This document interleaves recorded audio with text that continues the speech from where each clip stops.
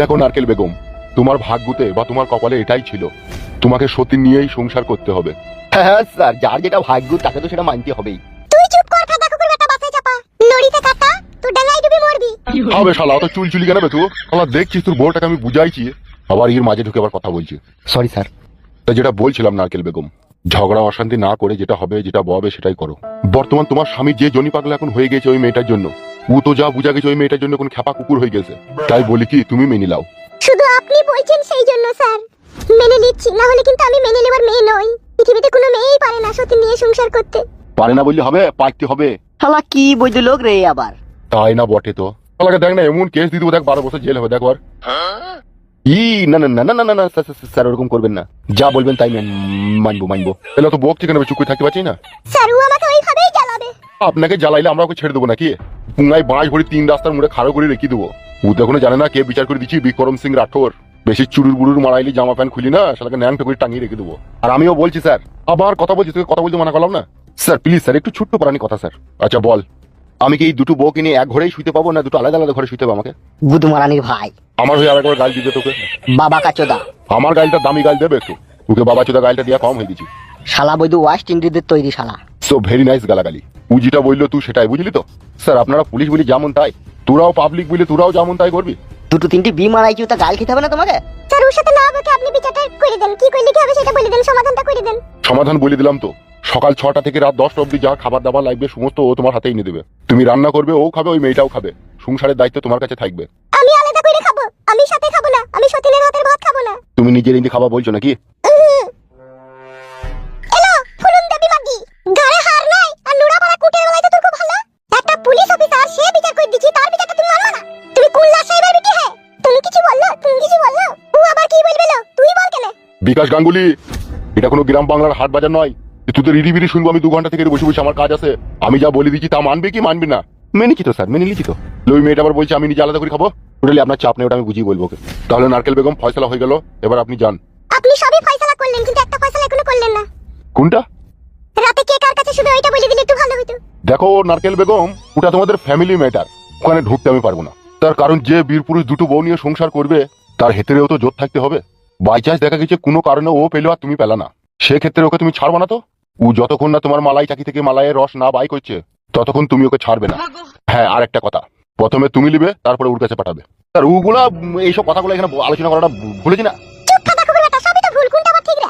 তোর ওই ঢেমনির কাছে সন্ধ্যাবেলায় শুবি দি, সকাল হয়ে যাবে আর আমি সারা রাত কিছু পাবো না, দল্লি ডাল্লি মরবো। ও কাজ আমি নাই রে, কাদা কুকুর বেটা। আরে এটা ওগুনা ঘরের ব্যাপার, ঘরে মীমাংসা করলে ওরে, ওগুনা বাইরে বলার কি দরকার? ফয়সালা যখন হয়েছে একবারই হবে, ভালো করেই হবে। বলুন স্যার, ও প্রথমে কার কাছে শুবে? ছি ছি ছি ছি, তো মহা যন্ত্রণায় বললাম রে আমি। স্যার আপনি যদি কিছু মনে না করেন আমি এইটুকু বলে দেবো, ওরা কার কাছে কখন কি করবে। বল বল বল। এই যে বিকাশ দা, জি বলেন। বউ তো আপনার দুটো, জি স্যার। ঘর কটা আছে আপনার? ঘর আছে স্যার দুটো। আচ্ছা, দুটো ঘর যখন আছে, দুটো বউ দুটো ঘরে শুবে। জি স্যার। তুমি শুবে বারান্দাতে। কেন স্যার বারান্দায় এখানে শুভ? আমি এই দুজনের মধ্যে যার হোক একজনের কাছে শুভ। বিচারটা করতে দিবি তো, না তুই নিজেই বিচার করে নিবি? সরি স্যার, বলেন। দুই বউ দুটো ঘরে শুবে, তুই শুবি একা বারান্দায়। তোর ওই মাঝের ঠ্যাংটাতে দুটো দড়ি বাঁধা থাকবে, দুটো বইয়ের কাছে দুটো দড়ি থাকবে। যার যেই দিকে লিবার ইচ্ছা হবে সে সেই দিকে টান দেবে, যেই দিকে টান পড়বে সেই দিকেই তুই যাবি। বিষ ঝেড়ে দিয়ে এসে আবার এসে শুবি, আবার যেই দিকে টান পড়বে আবার সেই দিকে যাবি। মাথায় কিছু ঢুকলো? আর এই টানাটানের মাঝে তুই একা বারান্দায় শুবি। স্যার যেটা বলছিল সেটা যেন মনে থাকে তোমার, ভুলে গেও না, ভুলে গেলে তোমার কপালে বিপদ আছে। বিচার ভুলে গেলে আমি ওকে 12 বছর জেল দেবো না? ভুলবো না স্যার, ভুলবো না, আমার মনে থাকবে। এই যে নারকেল বেগম, তাহলে যাও এখন সংসার করো। ঠিক আছে স্যার, ধন্যবাদ আপনাকে। ওকে, থ্যাংক ইউ। শালা বৈদ্যুর বাচ্চা, বৈদ্যুরা এমন এমন কাজ করে, কাজের কোনো ওষুধ থাকে না। যা বলেছিস তুই। হ্যাঁ দেখুন না স্যার, আমরা বড় একটা বিয়ে করে বউকে সামাইতে পারছি না, আর বাবা চোদা আবার দুটো বিয়ে মারিয়েছে। তুই মাঝের ঠেঙে চাপ পড়লি ও ঠিক সোজা হয়ে যাবে, দেখবি।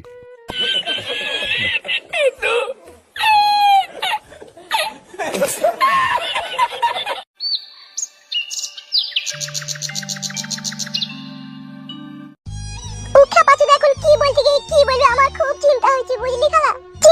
চিন্তা করিস না মা, আমি আছি তো, আমি তোর খালা এখনো বেঁচে আছি। জামাই এখনো অত খেপা নয় যে যেই যাতা বলে দেবে। তুই বুঝতে পারছিস না খালা, পুলিশে ডেকেছে। আবার সেই বউটাকে ও না ছাড় দিয়ে আমাকে বিয়ে করলেছে, যদি কিছু উল্টো পাল্টা হয়ে যায় তাকে তো শিখানো হইলো মা বল। তাকে ধান কোনটা, চাল কোনটা, আগরা কোনটা, খুদ কোনটা, কুড়ো কোনটা একটা একটা করে তাকে বুঝিয়ে দেওয়া হইলো।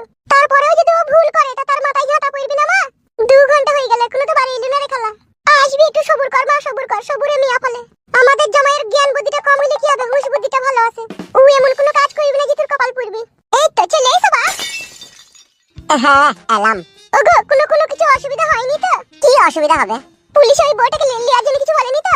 না না, পুলিশ আবার কি বলবে, পুলিশ সবই জানে। তুমি মনে হচ্ছে আগে ভাগে সবই জেনে বসে আছো। কেন কিছু বললো নাকি পুলিশ আবার? তোমাকে সাথে নিয়ে গেলেই ভালো হতো। দিনই শুনতা তুমি নিজের কানে কি বললো পুলিশ কি না বললো। এই মা কি অদীক্ষিত আমার কথা, তোমাকে তো বলেই পাঠালাম গো যে পুলিশ যদি কিছু বলে ওই বউটার লেগে তুমি বলবে না আমি বিয়ে করে নিয়েছি। তা তুমি কি বলনি যে আমি বিয়ে শাদী করেছি? কি আর বলবো বলো মা, তোমাদেরকে তোমরা মেয়ে ছেলে না, তোমরা হ্যারে বোঝো, তোমরা ফেরে বোঝো না। কেন হ্যারে ফেরে আবার কি? তুমি তো বিয়ে করিয়ে নিয়েছো। তুমি করিয়ে নিয়েছো। পুলিশকে হাতে পায়ে ধরে কেন্দ্রি কোকি বুঝালাম, বুঝলা তো? পুলিশকে এমনি এমনি মেনে নিল নাকি, কত কষ্ট করে মারলো। ওগো তাইলে আর কোনো অসুবিধা হবে না তো? সেই মেয়েটার এরা আসবে না তো? না সে আর এরা আসবে না। আবার এখানে সে কি ঘর মারাবে? সে আমার মান সম্মান ইজ্জত দেড় মনের বস্তায় ভরে ডেরেনে ডুবিয়ে দিয়ে গেছে। সে আবার সেখানে কি করবে? ওইটাই মেয়েকে বুঝাছিলাম গো বাপ, যে মা তুই আর চিন্তা করিস না, সে মেয়ে এখানে আর আসবে না। একটা কথা বলবো খালা, তোমাকে যদি কিছু মনে না করো। কি বাপ বলো? তুমি তো এই মেয়েটার সাথে আমার বিয়ে দিয়ে দিছো বলো? হ্যাঁ দিয়েছি তো বাপ। কিছু মনে করো না বলছি বলি। তুমি সব সময় আমার বাড়ি ঘরে এসো না। কি গো তুমি আমার খালাকে এসব কি কথা বলছো? তোমাদের হয়তো শুনতে খারাপ লাগবে কিন্তু আজ আমি বলতে বাধ্য। দেখো বউ, তোমাকে আমি বিয়ে করেছি, তুমি আমার বউ। আমি ভুল করি অন্যায় করি ঠিক করি, তুমি আমাকে যা বলবে আমি কিন্তু শুনবো। কিন্তু তোমার খালা কিছু কিছু কথা আমার অন্তরটাকে ফুটো করে দেয়। অন্তরে যদি ফুটো হয়ে যায় তাহলে তোমার বাড়ি ঘরে আসবো না বাপ। আসতে মানা করিনি, আসবা কিন্তু সেই রকম কথাবার্তা বলবা। কেন আমি কি তোমার কোনো ক্ষতি করলাম? এ খালা তুই জামাইয়ের সাথে এখন আর বকিস না, তুই এখন যা, তো পরে আসবি। তুইও কি তাড়িয়ে দিতে চাইছিস নাকি আমাকে বাড়ি থেকে? ছি ছি খালা, এই কথা কেন বলছো? আমি কেন তোমাকে তাড়াবো? এখনকার মতো যেতে বললাম। এখন বুঝতে পারছি তুইও আমাকে পর করে দিতে চাইছিস।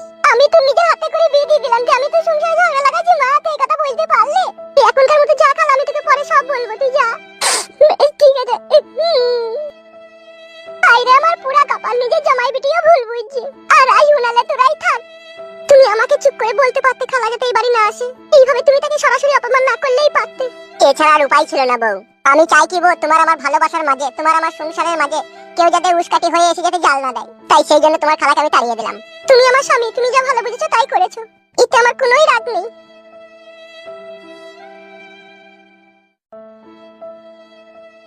কালো কুকুর, আমি কি তোমায় ভালোবেসে কোনো অন্যায় করেছি? কেন তুমি আমার কাছ থেকে এড়িয়ে এড়িয়ে যাচ্ছ, কথা বলছো না? তুমি জানো না তোমাকে একবার না দেখলে আমার মন খারাপ করে? তুমি একটা জিনিস হয়তো ভুলে যাচ্ছ, আমি কিন্তু গরিব। তা গরিবটা কি হয়েছে? গরিব বলে কি তোমার ভালোবাসার কোনো অধিকার নেই আমাকে? গরিবের ভালোবাসা ক্ষণিকের জন্য, চিরদিনের জন্য নয়। তুমি অনেক বড় লোকের মেয়ে আর আমি কোথা গরিব ফুচকাওয়ালার ছেলে। আমার বাবা ফুটপাতে দাঁড়িয়ে লোকের হাতে পাত্র তুলে দিয়ে ফুচকা দেয়, আমি তারই ছেলে। হবে না গো, তোমার সাথে আমার ভালোবাসা কখনো কোনোদিনও হবে না। তুমি আমাকে ভুলে যাও পাখি। ভুলে যাওয়ার জন্য তো ভালোবাসিনি।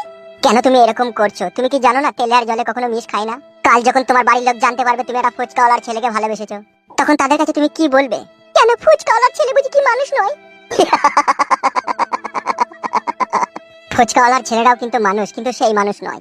আমার বাবা আজ অভাবের কারণে ফুচকা বিক্রি করছে। কাল যখন তোমার হাত ধরে তোমাকে বিয়ে করে সংসার জীবনে আসবো, তখন কিন্তু আমাকে ফুটপাতে বসে ঘুগনি বিক্রি করতে হবে। আর সারাদিন ঘুগনি বিক্রি করে 200 টাকা 300 টাকা ইনকাম করে কি হবে বলো? না তোমায় ভালো একটা ড্রেস কিনে দিতে পারবো, না তোমায় 3 বেলা ভালো মন্দ আমি খাওয়াতে পারবো। তাই আমি বলছি আমাকে ভুলে গিয়ে রাজনৈতিক কোনো নেতার ছেলের প্রেমে পড়ো।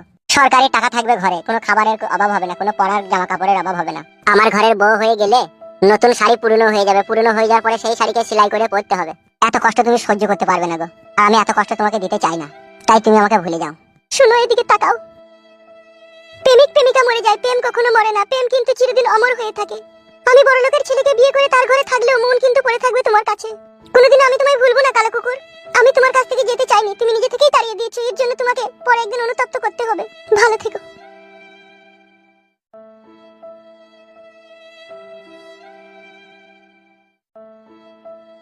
পাষাণ বন্ধুরে কত চিঠি দিলাম তোরে, দিলি না জবাব। কার বুকে রাখিয়া মাথা, ভুলে গেলি আমার কথা। আমার বুকে ছিল কি সেই ভালোবাসার অভাব? আমি প্রমাণ করে দিব তুমি বিশ্ব বেঈমানি, আমি ইতিহাসেও লিখবো তুমি কালে নাগিনী। তুমি বুকে করে বাস আবার করবে সর্বনাশ, তোমারে ছলনায় আগে বুঝিনি।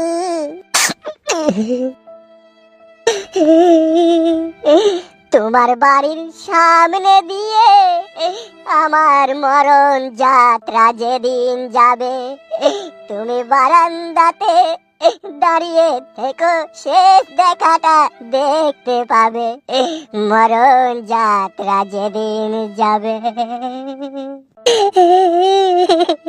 পিয়া তোরে ভালোবেসে হলো সর্বনাশ, প্রেম হারানোর ব্যথায় আমি হলাম জিন্দালাশ। সোনাপুরে হয় যে খাটি, কয়লাপুরে ছাই, আমার এমন পুরলো শেষে কিছুই বাকি নাই। কোন দোষে তুই বিয়ের মালা দিলি পরের গলে, তোর বিরহে বুকে আমার ইটের ভাটা জলে।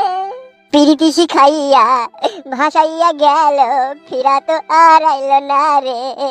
ভালোবাসা কি করতে কি করলাম রে ভাই, আমিও তো একজনকে ভালোবেসে আজকে কাঁদছি রে ভাই, আমারও সেই একই কেস।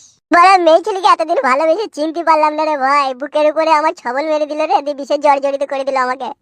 আমাকেও তো ছবি করে দেয়ালে টাঙিয়ে দিতে চাইছি। কি করবো ভাই বল, এখন মদ খাওয়া ছাড়া আর কোনো গতি নাই। এ ভাই তোর নাম কি ভাই? কালো কুকুর। তোর নাম কি বে? মেরা হুটুম। তুই কাকে ভালোবেসেছিলি? রত্না সুন্দরীকে। রত্না? কেন চিনি লাগে তোকে? আমিও তো রত্নাকে ভালোবেসে কাঁদছি বে। কি বলা রে?